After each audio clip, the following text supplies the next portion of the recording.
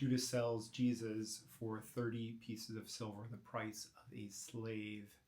And just before this, he gets angry at Mary for pouring out 300 days' wages of perfumed oil on the feet of Jesus. He can't stand it. He can't stand this generous thanksgiving to the Lord who gives himself entirely to us. But it says that he was not saying this because he cared for the poor, but because he stole the money. So there's something that the root of all evil is the love of money. That is greed in its heart, that's for sure.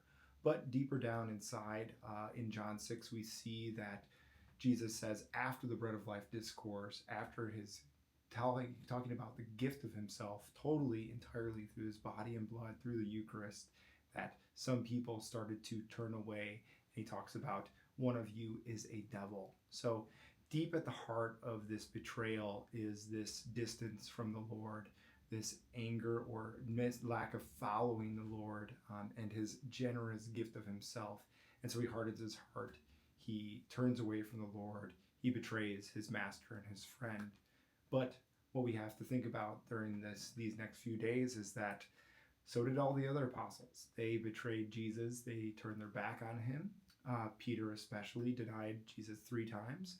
But the only difference between Peter and Judas is that Peter recognized in the loving gaze of Jesus that Jesus' mercy and love was infinitely greater than his sin. And so he turned back to the Lord and he strengthened his brethren.